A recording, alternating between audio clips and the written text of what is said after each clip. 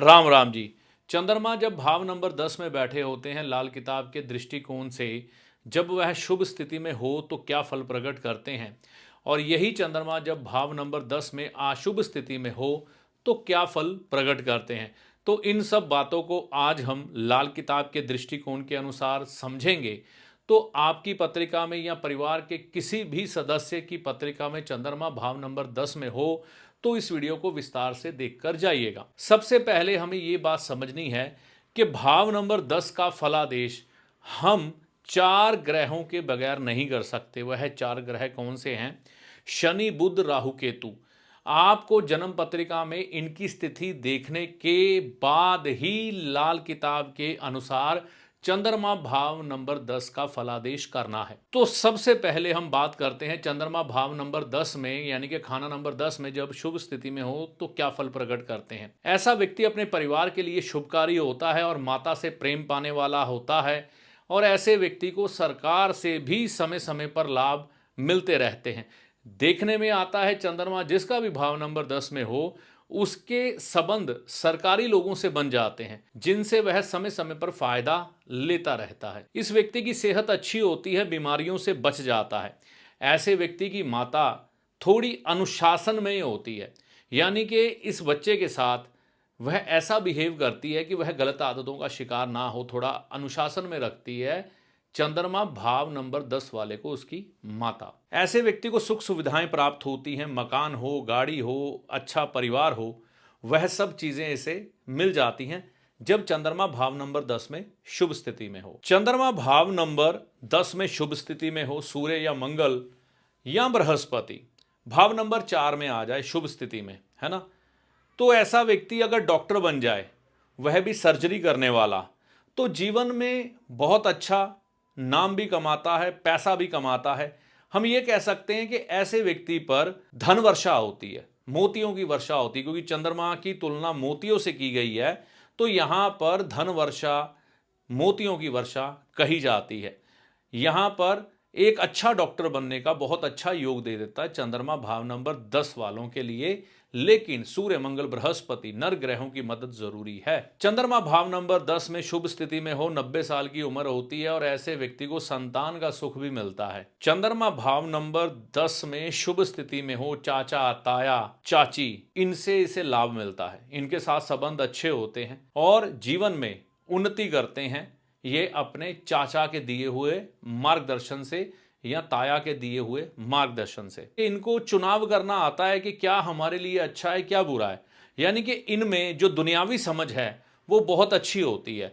मतलब क्या अपनाना है, क्या छोड़ना है, जीवन में उन्नति कैसे की जाती है, चालाकी किस चीज को कहा जाता है, ये सब चीजें यह चंद्रमा भाव नंबर 10 में अगर शुभ स्थिति में हो तो इनके पास रहती है। अब बात करते हैं चंद्रमा भाव नंबर 10 में जब अशुभ स्थिति में आ जाए तो ऐसे व्यक्ति को क्या फल प्रकट होते हैं। सबसे पहले इस व्यक्ति को सरकार से लाभ नहीं मिलता, माता से विरोधाभास हो जाता है। कह सकते हैं ऐसे व्यक्ति को अपनी मां का सुख नहीं मिलता या मां से विचारिक मतभेद देखने को बहुत ज्यादा मिलते हैं जब चंद्रमा भाव नंबर 10 में अशुभ स्थिति में हो। विचारों में एक नीचता रहेगी, जिसका भी चंद्रमा भाव नंबर 10 में होगा खराब स्थिति में होगा, यानी कि ऐसी सोच उत्पन्न हो जाएगी जो दूसरों का बुरा करने की तरफ इसको बढ़ाएगी, आतुर करेगी कि किसी का बुरा किया जाए, अपना फायदा देखा जाए। ऐसे व्यक्ति की माता को या दादी को आंखों का रोग आ जाता है, आंखों में समस्या आ जाएगी, मोतियाबिंद का ऑपरेशन हो जाएगा, घुटनों में समस्या आ जाएगी या घुटने कई बार बदलवाने ही पड़ जाते हैं जब चंद्रमा अशुभ स्थिति में हो भाव नंबर 10 में। गलत संगत और गलत आदतों का शिकार हो जाता है ऐसा व्यक्ति। पानी से हमेशा भय रहेगा अगर चंद्रमा भाव नंबर 10 में अशुभ स्थिति में हो। उसी समय सूर्य भाव नंबर 7 में अशुभ स्थिति में आ जाए तो कहा जाता है कि पानी से बच के रहें, कहीं पानी ऐसा नुकसान ना करे कि आपकी जीवन लीला ही समाप्त कर दे। चंद्रमा भाव नंबर 10 में अशुभ स्थिति में हो, उसी समय सूर्य 7 में हो तो पानी से बचकर ही रहना चाहिए। चंद्रमा भाव नंबर 10 में अशुभ स्थिति में हो, शनि 4 में आ जाए या 1 में आ जाए तो इसे कई बार स्त्रियां बर्बाद कर देती हैं।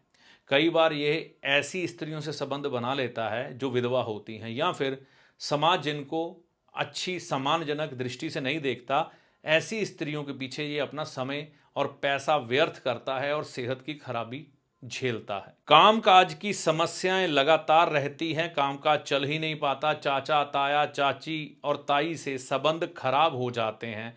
ऐसे व्यक्तियों के अगर ये डॉक्टर बन जाएं और कहीं ये लिक्विड दवाई अपने मरीज को देने लग पड़े तो मरीज की सेहत पर खतरा बनने की संभावना बन जाती है। ऐसे व्यक्ति को अगर वह डॉक्टर है, चंद्रमा भाव नंबर 10 में है, तो लिक्विड दवा अपने मरीज को नहीं देनी चाहिए।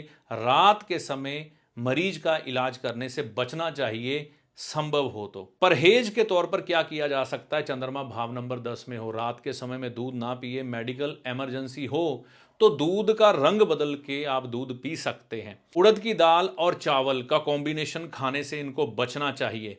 ब्लैक एंड व्हाइट कपड़े रात के समय या दिन के समय इनको धारण नहीं करने चाहिए। चंद्रमा भाव नंबर 10 में हो, मंदिर जाना इनके लिए हमेशा शुभ रहता है, मंदिर जाते रहें।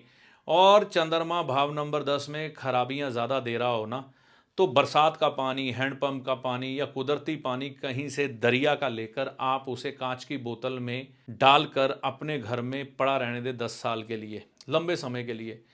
ऐसा करने से चंद्रमा के जो अशुभ फल है ना, वह कम हो जाएंगे। 10 या 15 साल अगर आप इसको अपने घर में संभाल के रखते हैं, कभी पानी कम हो जाए तो कुदरती पानी और मिला दें, तो यह करके आप चल सकते हैं, जिससे कि चंद्रमा के अशुभ फल आपके जीवन से घटते हुए दिखाई देते हैं। तो यह सारी जानकारी थी चंद्रमा भाव नंबर 10 के बारे में। शुभ स्थिति में क्या फल देते हैं, चंद्रमा भाव नंबर 10 में अशुभ स्थिति में क्या फल देते हैं।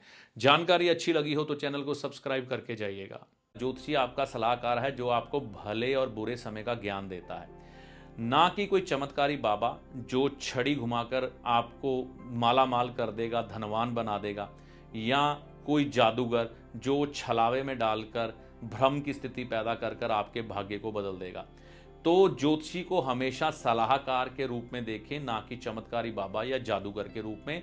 ऐसा नहीं होता।